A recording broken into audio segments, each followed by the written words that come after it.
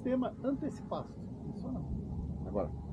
Nós temos aqui o sistema antecipasto, que é o estabelecimento ou consórcio de capim com soja. Esse trabalho é um longo trabalho desenvolvido pela Embrapa, aqui em Dourados principalmente, mas ele começou na Embrapa Arroz e Feijão, em Goiânia. E esse trabalho começou plantando a soja e o capim juntos. E no caso o capim era braquiária.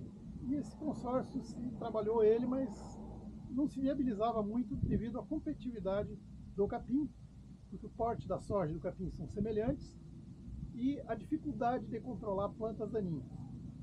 Então nós pegamos isso daí e começamos a estudar vários fatores para minimizar a capacidade de competição do capim. O que nós fizemos? Identificar uma soja mais adequada, que seja de porte mais alto, que feche melhor a entrelinha e que segure o crescimento do capim.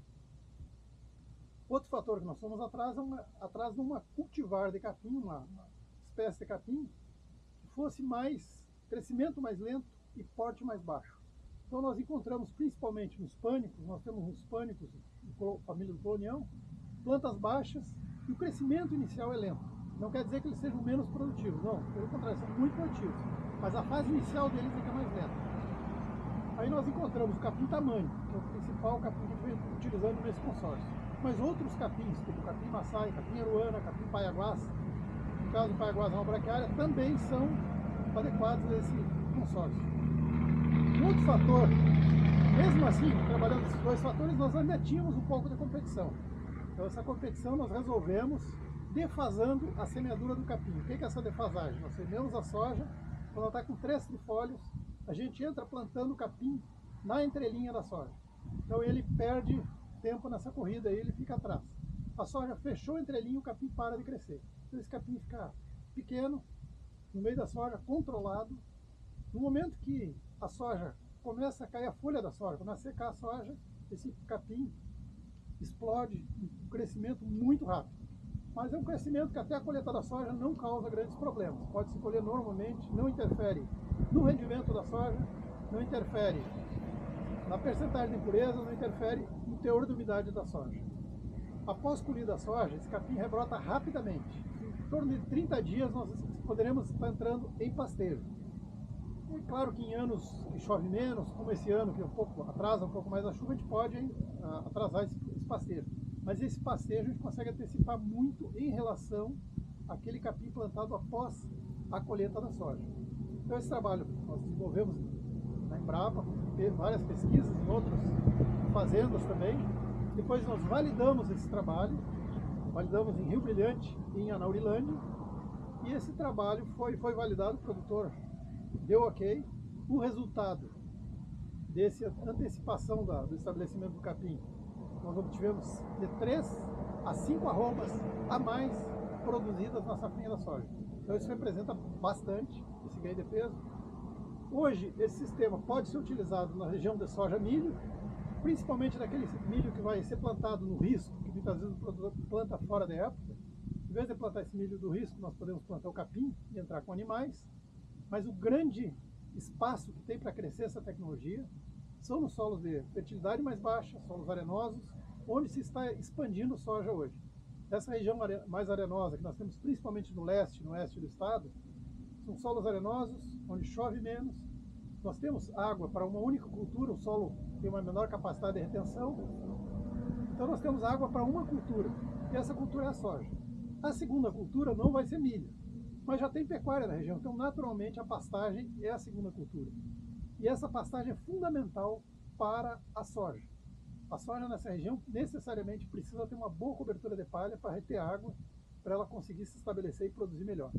Então essa tecnologia a gente vê com uma grande alternativa, um grande caminho aí para essa integração lavoura-pecuária nos solos arenosos.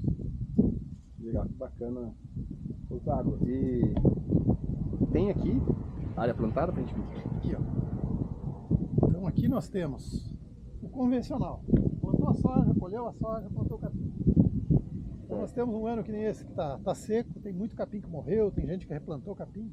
Aqui o capim está nascendo, está devagar ali, está custando a se estabelecer. Esse é o convencional. Então hoje, esse ano está muito didático. Situação seca aqui, nossa aqui, tá? Tá o capim, que foi semeado junto com a soja, em consórcio com a soja, né, com aquela defasagem. Nós tivemos aqui muita seca, a soja desenvolveu pouco, o capim semeou, ele não nasceu, semeamos de novo, aí nós conseguimos ter emergência, mas foi um ano muito seco.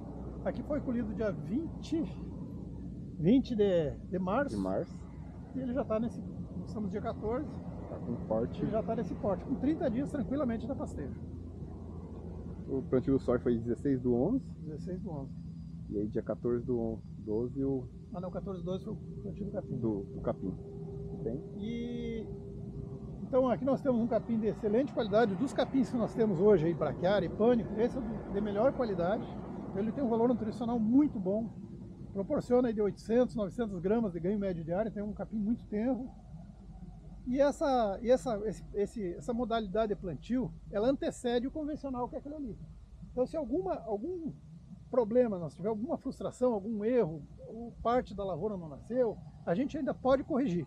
Quando a gente semeia após a soja, nós não temos essa possibilidade de correção. É muito pouco tempo, a janela é muito curta. A janela é curta. A grande sacada é que é a janela de tempo. Janela de tempo. Legal. E aqui, Zago? Aí os outros tudo são a mesma coisa que se repete. O capim semeado após a soja, lá nós temos ele de novo. Tem um manejo aqui que o manejo teria que saber com o César, que ele fez o ano passado, no outro ano ele fez um manejo diferente nas duas áreas. Mas é basicamente a mesma coisa. Tá. Entendi. Mas que legal, que bacana. A tecnologia foi... Aí a grande pergunta que o pessoal faz é, bom, temos a tecnologia, ela tem trazido resultado, é uma alternativa bacana, mas em questão de implemento, máquina, o que nós temos? Ali ela. Eu poderia chamar o nosso... Vamos chamar o Cristiano lá? Cristiano! Jesse! Cristiano! Chamou o Cristiano. Se quiser ver ela em larga escala, tá ali no Carlos, aqui em frente onde era Dreyfus, do lado esquerdo ali. Tá no Cadu? É, foi estabelecido dessa forma. Em sexta-feira que vem a gente vai fazer dia de campo. Não nessa aqui dessa semana, da outra semana. Aí chamou o pessoal para olhar ali. Do lado direito não foi estabelecido o antecipasto, mas tinha o antecipasto no passado. Sementou, caiu a semente, ele deixou. Cristiano é o nosso parceiro aí. Cristiano, tudo bom? Até com medo disso aí. Bora falar da... Não morde. Esse negócio que não morde, não tenha medo. O Zago estava falando da tecnologia, né? É uma alternativa muito boa, mas a primeira pergunta que vem é a questão do... E existe implemento hoje para atender essa tecnologia? Hoje tem, time, graças a Deus, com essa necessidade que a Embrapa nos entregou para a gente resolver, a gente conseguiu, depois de várias tentativas, a gente encontrou hoje uma máquina que aconselha até 90%, 95% da viabilidade do projeto, justamente porque é uma máquina simples, uma máquina leve, uma máquina que te entrega uma facilidade de manutenção e com custo de aquisição barato, né? Então esse é o grande diferencial. E ela é uma máquina hoje produzida em Luiz Eduardo Magalhães, na Bahia. Ela vem para o Mato Grosso do Sul e aqui ela acaba sofrendo algumas alterações necessárias justamente para quê? Para que se adequa ao nosso solo, né? Pela variedade implantada, pelo solo, seja argiloso ou arenoso, né? Então tudo isso a gente acaba fazendo conforme o decorrer do tempo do processo, né? E aí conforme a necessidade dos profissionais da Embrapa também, Di. Legal, bacana. Esse aqui foi usado por experimento lá. Esse aqui hoje tem bastante usado. O Carlos tem uma máquina dessa, outras unidades de validação foi plantada com essa máquina.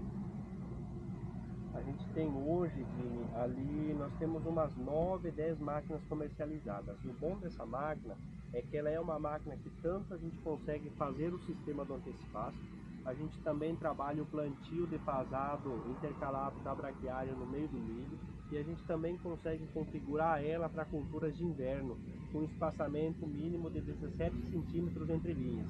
E isso faz muita diferença, justamente por quê? Porque o produtor que vai fazer a aquisição dessa máquina consegue diluir ela em 3, 4 operações no ano.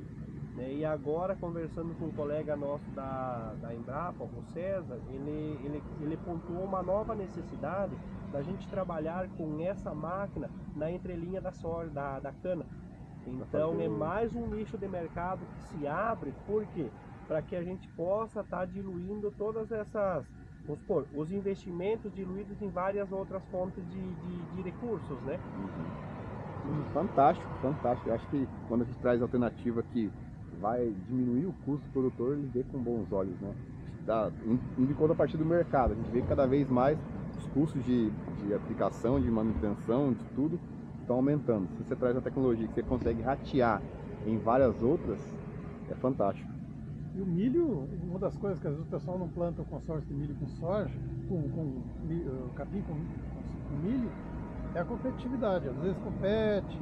Se ele fizer isso aqui defasado, vai resolver o problema. Igual nós temos com soja, nós temos com milho também. Aí pra cana seria para fazer o plantio de meiose daí. Além do plantio da meiose, tem um projeto de você fazer o plantio de adubos verdes na entrelinha. Depois da soja plantada, faz o primeiro corte, você entra fazendo o plantio de braquiária, frutalária, né? Então a gente precisa de um espaçamento diferente também. Então é um projeto que hoje eu fui apresentado na parte da manhã, então tipo assim, já começa a despertar esse interesse também, porque o projeto base você já tem, você apenas faz algumas alterações dependendo da consistência do solo, quantidade de palhada, a cultura a ser implantada, o espaçamento. E é o que eu comento com todas as pessoas que nos procuram, Jimmy, é a facilidade dessa máquina se ajustar ao espaçamento. Eu tô olhando Você aqui. pode perceber que ela não tem nada de solda, ela é 100% parafusada. E ela sendo parafusada, o que acontece? Você consegue fazer espaçamento de 45, 50, 60, 90, então sem precisar fazer aquisição de uma outra máquina para determinada atividade. Então isso nos entrega uma segurança maior, entrega para o cliente também um custo de aquisição bem menor do que os principais concorrentes, né? Legal, que bacana. Parabéns aí, Zago, pela iniciativa junto com os outros pesquisadores. Parabéns vocês por estar junto, né, trazer tecnologia aqui para o nosso agronegócio. Obrigado, Jimmy. A gente que agradece e é o que eu sempre comento com todos os pesquisadores da Embrapa e a Embrapa mesmo. A gente gosta dessa parceria porque é uma parceria que a gente aprende, né? Então, para nós, esse trabalho é como se fosse todo dia um aprendizado novo. Então, para a gente poder entregar um produto lapidado com o melhor resultado no final da conta. Fantástico.